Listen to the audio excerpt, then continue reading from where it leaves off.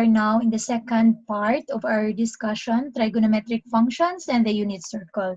So I hope that you've enjoyed our previous lesson in our previous video. So if you were not able to familiarize all of these things yet, or all of these values, I suggest that you keep on practice, or you practice and practice always. Because as I've said, that to learn mathematics is to do mathematics. So that's my suggestion. Once you study mathematics, you should always get a piece of paper and you write your solution in that piece of paper. Okay, so today we will be discussing examples on how to apply the 6 trigonometric functions and as well as this unit circle. Okay, so here are the problems. We are going to evaluate trigonometric functions. So the problem, find the 6 trigonometric functions of each given real number t. Okay, how can we answer that one?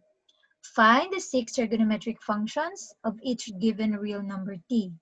So recall in part 1 that we were able to discuss the 6 trigonometric functions. Okay, so recall that one, then apply that 6 trigonometric functions, okay, in order to get that 6 trigonometric functions given this real number t.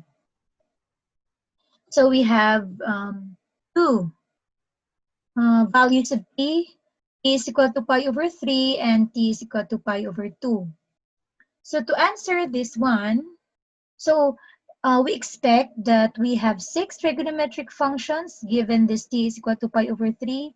And also we have 6 answers here. 6 trigonometric functions given this t is equal to pi over 2. So to answer that, we have here the first one, t is equal to pi over 3. Okay? So recall, we have this table, table 1. Although you can also use the unit circle with the complete values or trigonometric values. So we have this table. Then we have t is equal to pi over 3. Okay, this pi over 3. The corresponding terminal point, if t is equal to pi over 3, is 1/2 and square root of 3 over 2, right? So we have the x value, which is 1/2, and the y value, which is square root of 3 over 2. So what are the 6 trigonometric functions? Using the formula or the definition for the 6 trigonometric functions, so we have sine of t, and our t is pi over 3. So sine pi over 3 is equal to y. Recall. Okay, did you recall? Sine pi over 3 is equal to y. And what is the y value in this terminal point? Square root of 3 over 2. So that is the sine pi over 3. It is square root of 3 over 2. How about cosine pi over 3? So cosine pi over 3 is equal to x, or cosine t is equal to x, right? Then the x value in this terminal point is 1/2. So that is the answer. How about tangent pi over 3? Now tangent t is given by y over x, right? So that means that tangent pi over 3, the y value divided by the x value. The y value is square root of 3 over 2 divided by the x value, which is 1/2. Then you simplify, then you get square root of 3. That's the third trigonometric function. The fourth one, cosecant pi over 3 is equal to what? It is equal to 1 over y. Am I correct? 1 over y. So we have 1 over y. So we have 1 over the y value, square root of 3 over 2. Correct? Then you simplify, then you get 2 square root of 3 over 3. Try to simplify, try to simplify this one. Try to verify that this answer is really the correct answer. Okay, next is secant pi over 3. Secant pi over 3 is equal to 1 over x, correct?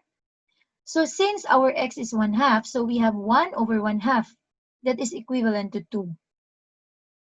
Okay?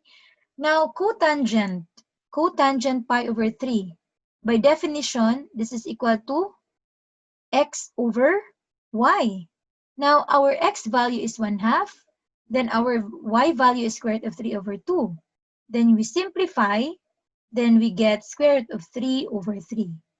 Okay, so these are the 6 trigonometric functions if t is equal to pi over 3.